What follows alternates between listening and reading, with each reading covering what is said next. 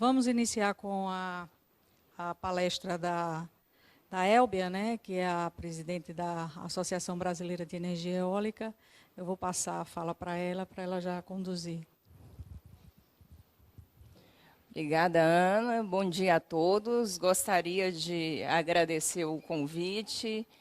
Parabéns pela iniciativa de realizar esse evento aqui no estado do Sergipe. Gostaria de registrar que é a primeira vez que eu piso no estado de Sergipe e que gostei muito, estou sendo muito bem tratada aqui, gostei muito da cidade e espero voltar mais vezes, porque nós sabemos que o estado tem um grande potencial de fontes renováveis, não só de eólica, mas também de solar e outras fontes. E nós estamos aqui também com o objetivo de ajudar a desenvolver os investimentos nessas fontes renováveis no estado do Sergipe. Então, muito obrigada. E tenho aqui a missão de apresentar o mercado eólico brasileiro. E, bom, deixa eu ver qual vai ser a melhor forma. É melhor descer, né? Tem uma apresentação aqui. E provavelmente você vai auxiliar. Se você quiser também virar ele um pouquinho, eu mesma posso fazer, que talvez eu faça no meu ritmo fique um pouco melhor, tá? Obrigada. Bom, vamos ver se... Bom, primeiro a Abeólica é a Associação Brasileira de Energia Eólica. A Abeólica existe já desde 2012, de 2002, ela foi fundada em 2002, antes da regulamentação do PROINFA. O PROINFA foi o Programa de Incentivo a Fontes Alternativas de Energia, foi o primeiro programa de investimentos nas fontes eólica, PCH e biomassa no Brasil. Há 13 anos atrás, quando o Brasil decidiu fazer um programa de subsídio. Naquela ocasião, a tecnologia eólica, principalmente, custava muito caro no Brasil em comparação às demais fontes, principalmente em comparação à hidrelétrica, custava cerca de 6 vezes mais caro. Então, o PROINFA teve esse objetivo de introduzir a fonte eólica para que o Brasil adquirisse aí um certo know-how da produção dessa fonte. O PROINFA foi muito importante. Ele foi criado em 2002, numa lei, que é a lei do setor elétrico, até da época do racionamento de energia, e ele foi regulamentado em 2004. Foi criado em 2002 no governo Fernando Henrique e já foi regulamentado no governo Lula, quando a Dilma Rousseff era ministra de Minas e Energia, e, por acaso, Samira e eu trabalhamos nesse decreto. A Samira tem aí uma razoavelmente longa história no setor de renováveis, tal como eu, né, Samira? E nós trabalhamos juntas na regulamentação do PROINFA, lá em 2002. E de lá para cá, muita coisa aconteceu, e o que mais aconteceu foi uma revolução tecnológica da fonte eólica. E essa revolução tecnológica permitiu que os custos de produção caíssem bastante.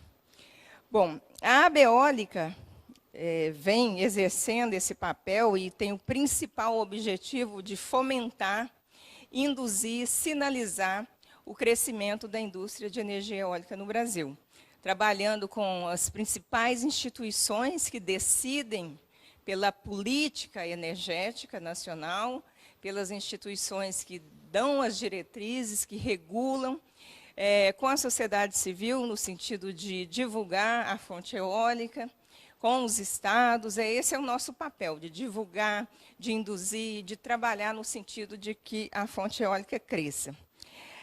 Depois desse programa, que foi em 2004, nós tivemos, então, o primeiro parque dentro do PROINFA, que começou a operar, foi no Rio Grande do Sul, o Parque de Osório, que entrou em operação em 2006.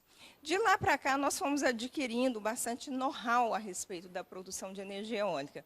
O PROINFA, a despeito da gente ter pagado razoavelmente caro naquela ocasião, ele teve um papel fundamental para o país, para que a gente conhecesse melhor o que é fonte eólica, entendesse onde estão os potenciais, para que em 2009, quando a fonte eólica entrou numa segunda fase no Brasil, e essa é a melhor fase, porque é uma fase mais dinâmica, com a contratação maior, o PROINFA, na ocasião, contratou 1.300 megawatts. Depois, em 2009, principalmente com a revolução tecnológica, os custos de produção já tinham caído praticamente pela metade, e a fonte eólica participou de leilões competitivos.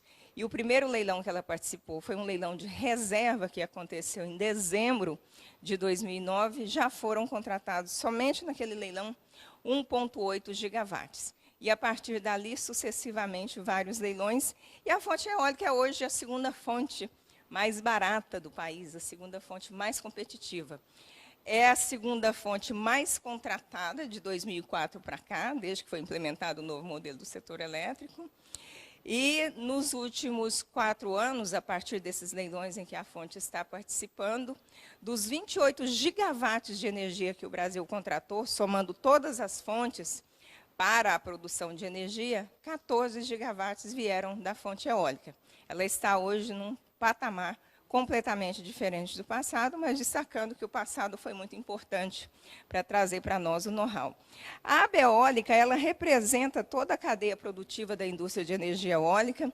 Então, nós temos hoje cerca de 102 associados, e toda a cadeia produtiva desde os fabricantes de equipamentos eólicos, desde os fabricantes das turbinas eólicas, das torres, das pás, até os investidores em parques, as empresas de engenharia, as empresas fornecedoras de serviço. Toda a cadeia produtiva, cerca de 102 associados, e empresas conhecidas nossas, como as empresas do grupo Eletrobras, como do grupo Iberdrola, CPFL, Renova, são empresas que investem em energia já no Brasil, além dos fabricantes de equipamentos eólicos, que, em geral, são empresas europeias, americanas, francesas, que estão no Brasil, principalmente a partir de 2010, e que investem no Brasil, produzem equipamentos no Brasil, gerando emprego, gerando renda para o país. Nós estamos construindo toda uma cadeia produtiva da indústria de energia eólica que já está alcançando um grau de consolidação para maturidade, e isso tem trazido muito desenvolvimento para o país. Fazendo um panorama da energia eólica, é importante destacar que, no ano passado, 2014, o Brasil já assumiu a 10ª posição em termos de capacidade instalada. Nós somos o 10º país do mundo que mais investe em energia eólica, que tem capacidade instalada, isso em 2014. Esse número é importante, porque em 2012 nós estávamos na 15ª posição, em 2013 na 13ª, e em 2014 a gente já alcançou a 10ª posição. E estamos crescendo numa velocidade muito rápida. Nós encerramos o ano de 2014 com mais ou menos 6 gigawatts de capacidade instalada. No ano passado, nós fomos o 4º país no mundo que mais investiu em energia eólica. E aí um destaque importante é a China. A China, para começar, a capacidade instalada da China é 115 gigawatts, só de fonte eólica. O Brasil tem 160 gigawatts, somando todas as fontes. Então, a China é quase um Brasil só de fonte eólica. A China cresce em torno de 110 gigawatts instalados por ano. E desses 110, em torno de 20 gigawatts vem de fonte eólica. Ano passado, ela cresceu 23 gigawatts. Isso significa que a China cresce em torno de 20% do ano da sua matriz em fonte eólica. 20%. Só que os demais investimentos em energia vêm principalmente do carvão. Então, a China faz um esforço grande, tem investido também em solar, faz um esforço grande para investir nas fontes renováveis, mas é um país imenso que tem uma necessidade tão grande de produção de energia que as fontes renováveis elas não são suficientes para atender toda a necessidade. E aí, a Alemanha também é um país que investe muito em eólica, e também os Estados Unidos. Nós fomos o 4º colocado, e mais um detalhe, no ano passado, 2014, a despeito das condições macroeconômicas, o Brasil foi o 2º país mais atrativo do mundo em fontes renováveis. O primeiro foi a China. Então, esses números nos colocam numa posição muito privilegiada, e esta curva exponencial mostra o quanto o Brasil está crescendo em termos de investimento em fonte eólica e a velocidade que o Brasil está crescendo. Como eu disse, o primeiro leilão foi em 2009. Em 2009, nós tínhamos 600 megawatts instalados. Nem todo o Proinfa estava instalado. O Proinfa terminou de ser instalado no total a partir de 2011. Só que em 2011 já entraram 2 parques resultantes do leilão de 2009. Eu separo essas 2 fases numa fase Proinfa e na fase competitiva. Proinfa porque foi, de fato, um programa de subsídio, e agora, a partir de 2009, na fase competitiva. Então, em 2011, nós já tivemos a completa instalação do Proinfa, mais a entrada de 2 parques da fase competitiva.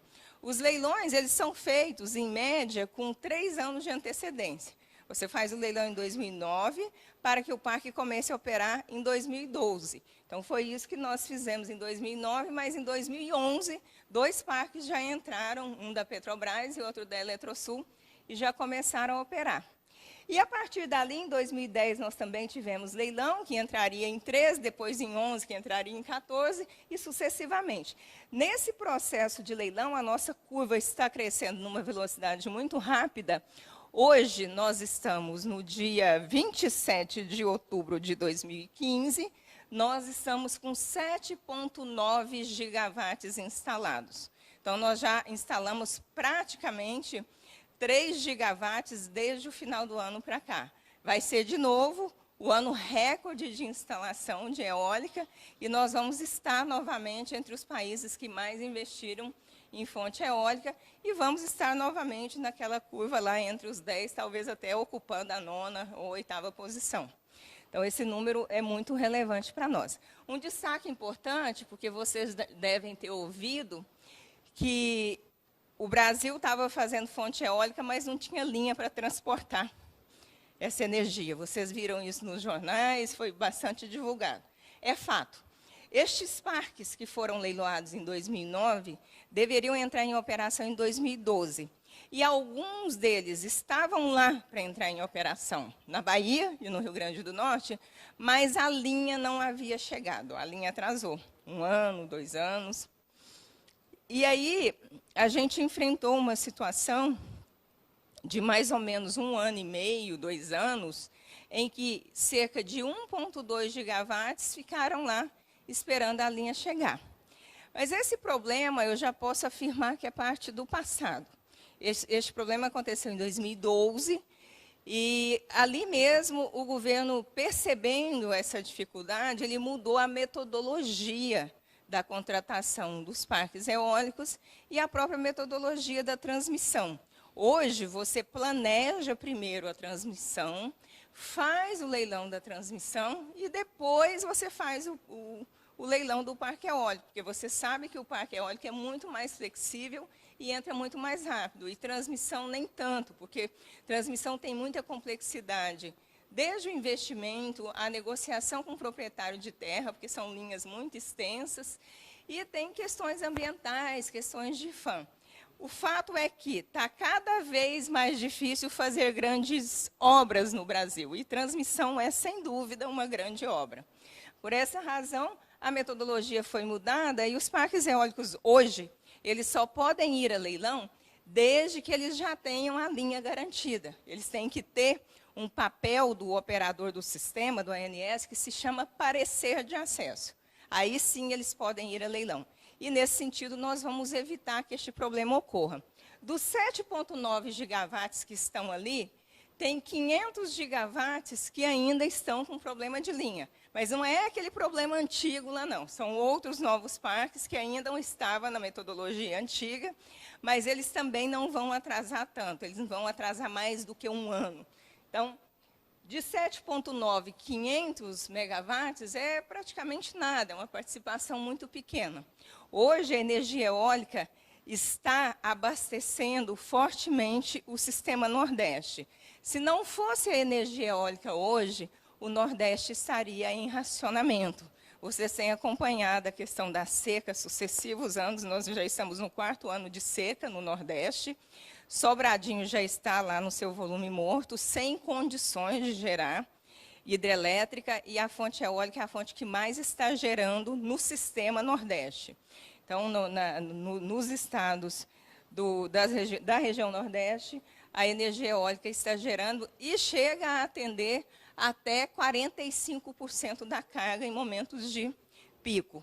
A fonte eólica se tornou fundamental hoje para o país, porque ela está atendendo alguma coisa de 8% da carga do Brasil e cerca de 50% da carga do Nordeste. Quanto aos parques, os parques eólicos eles estão localizados predominantemente no Nordeste e no Rio Grande do Sul. Desses 7,9, 6,2 está aqui no Nordeste, com destaque para Rio Grande do Norte, Bahia, Ceará. E aí nós temos estados novos entrando, como o Piauí, a Paraíba, o Sergipe e o Pernambuco. Sergipe, nós temos um parque que se chama Barra dos Coqueiros.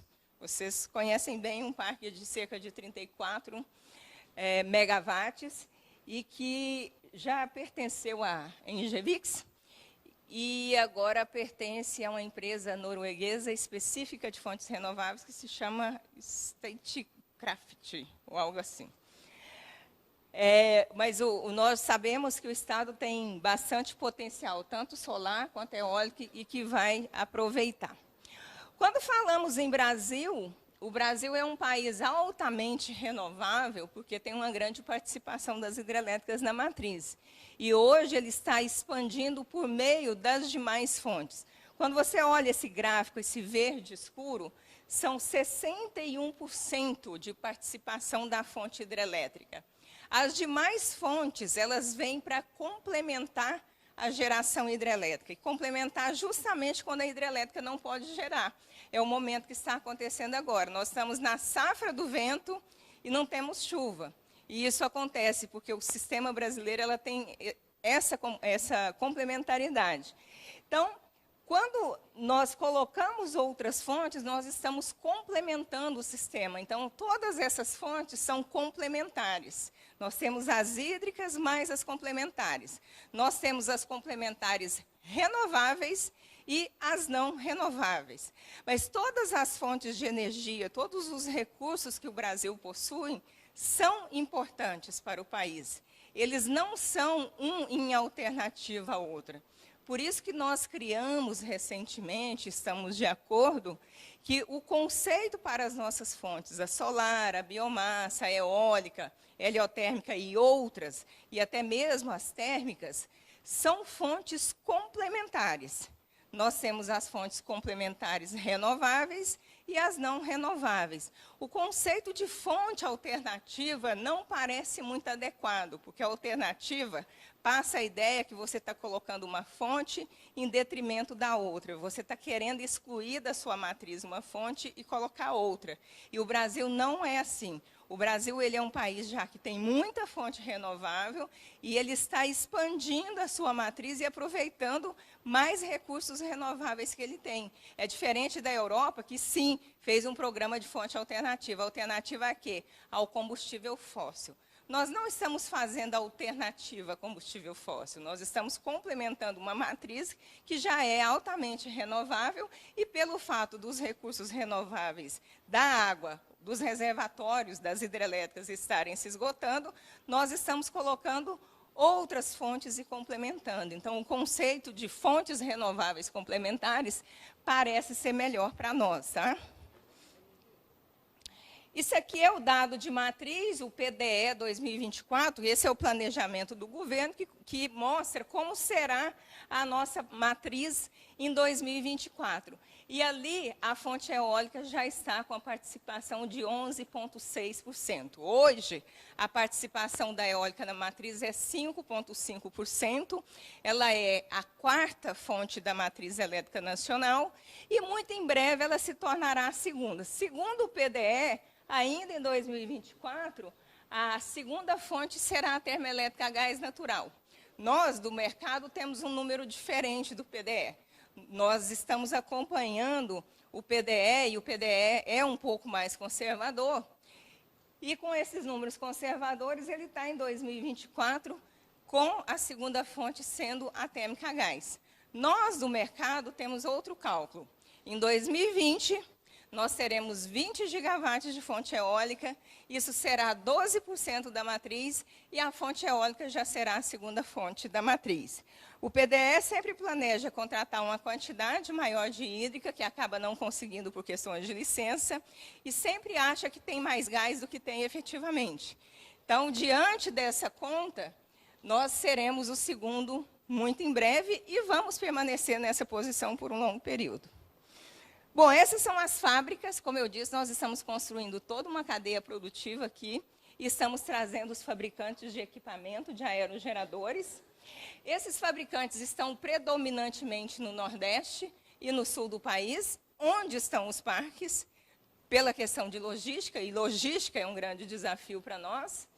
Temos fábricas de torre e temos fábricas de pá. E esse aí é um estado do Sergipe querendo atrair investidores, aí alguns investidores que o Estado pode buscar para trazer, para fazer investimento aqui. Bom, esses são os preços da fonte eólica. A fonte eólica se tornou altamente competitiva a partir de 2011. Lá no Proinf, ela foi contratada a um preço da ordem de R$ 386, dados atualizados até agosto. E depois, no primeiro leilão que ela participou, ela já foi contratada a 200 e poucos reais, quase a metade do Proinfa. E sucessivos leilões em que a fonte foi se tornando cada vez mais competitiva. Nós estamos com um leilão programado para o dia 13 de novembro e o preço da fonte, do preço-teto, está em R$ 213. É hoje a segunda fonte mais competitiva do país. E a próxima fonte, a terceira mais competitiva, que pode ser PCH ou biomassa, tem uma diferença de preço com ela da ordem de R$ 50 a R$ 60. Então, a fonte eólica vai permanecer nessa condição de competitividade por um longo período. Esses são os valores de investimento. Como eu disse, o Brasil, ano passado, foi o segundo país mais atrativo do mundo em fontes renováveis. Nós investimos 18 bilhões de reais e geramos 40 mil postos de trabalho. Para cada megawatt instalado, nós geramos 15 postos de trabalho. É uma fonte que gera muito emprego. As fontes complementares, como eu disse para vocês, que complementa a matriz que já é hídrica, são altamente complementares entre si. Quando não tem chuva, tem muito vento, tem muito sol, tem biomassa, então essas fontes se complementam fortemente e permite que o Brasil, como nenhum outro país no mundo, possa construir uma matriz altamente renovável, segura e competitiva. Os demais países do mundo pagam mais caro pelas fontes renováveis, por isso eles fazem programa de subsídio, por isso que eles fazem programa de fonte alternativa. O Brasil é um país que produz a fonte renovável muito mais competitiva do que o combustível fóssil. Ele pode expandir sua matriz sem fazer subsídio, porque a fonte renovável é mais competitiva do que o fóssil. Isso aqui é a característica do vento brasileiro. O vento brasileiro, segundo vem afirmando os fabricantes de equipamento, é o melhor do mundo para a produção de energia eólica. O fator de capacidade, que é, na realidade, o fator de produtividade por máquina no Brasil, ele é o dobro da média mundial. A Europa e Estados Unidos têm um fator de produtividade por máquina de 28% a 30%. O Brasil chega a fator de produtividade de 60%. No dia 12 de outubro, o Brasil bateu recorde de geração de energia eólica. Ele atendeu 46% da carga do Nordeste e atingiu 84% de fator de produtividade. Esse número, se você disser isso lá fora, eles vão dizer que você está mentindo. Qual a razão? No Nordeste, os nossos ventos são fortes, são constantes e são unidirecionais. Eles mantêm uma constância na máquina e a máquina não precisa fazer esforço para gerar. Não fazendo esforço, ela produz mais. Então, essa é a característica do vento Nordeste. Além disso, 80% do tempo, o vento tem essa característica. Então, o fator de permanência do vento é muito alto.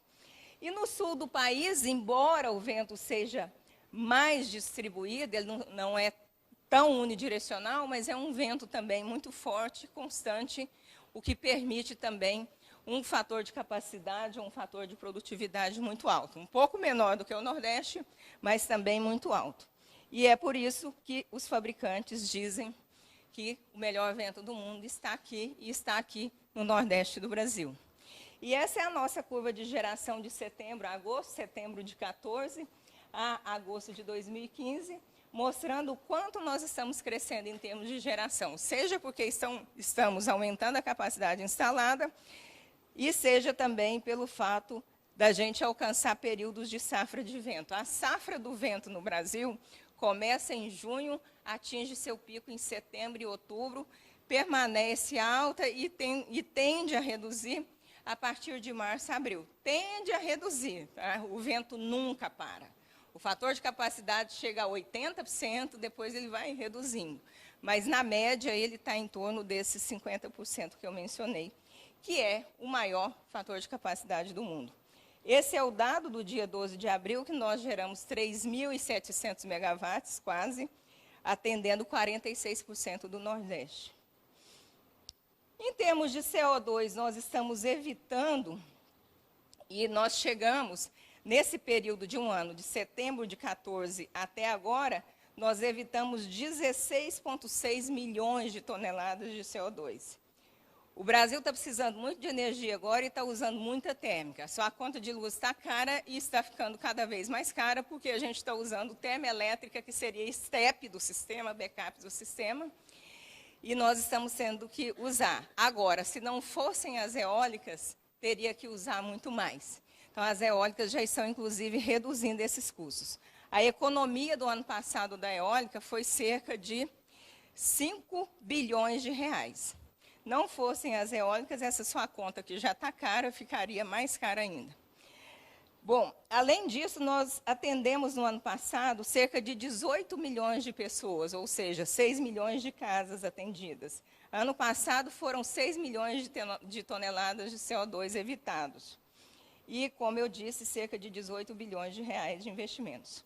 A presidente Dilma fez duas declarações importantes nos últimos dias, lá com o presidente Barack Obama, quando ela falou que, além do que nós temos de energia hidrelétrica, o Brasil vai, em 2030, gerar de energia, a partir das fontes complementares renováveis, cerca de 20% do total.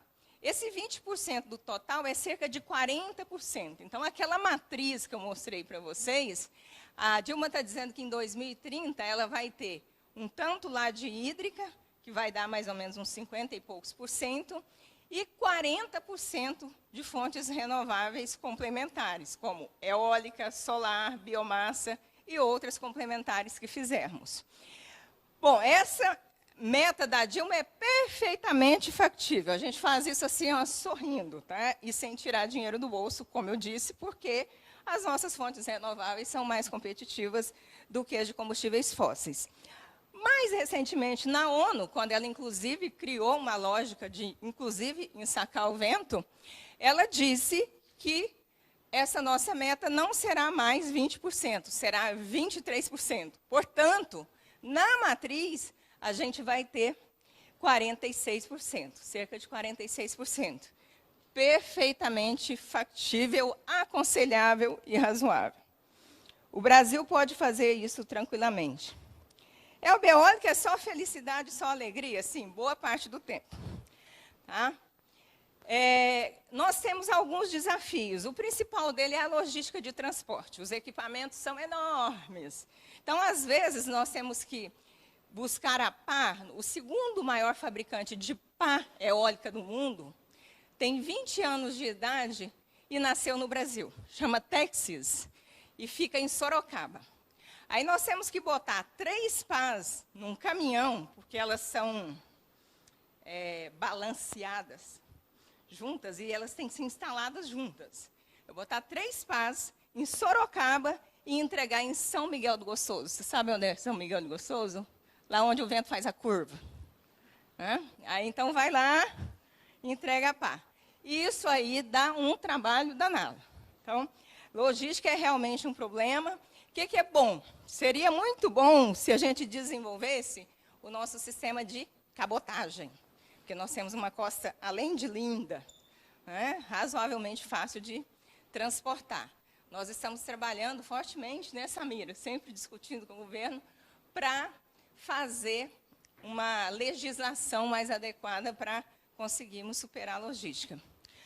Temos pontos com tributação, todos nós, não? E mercado livre, mas, de forma geral, nós estamos indo muito bem.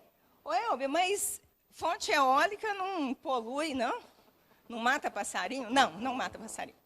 Tem 2 pontos que se fala muito a respeito da eólica. Que a fonte eólica pode ter de ruim? Porque é uma fonte limpa, renovável.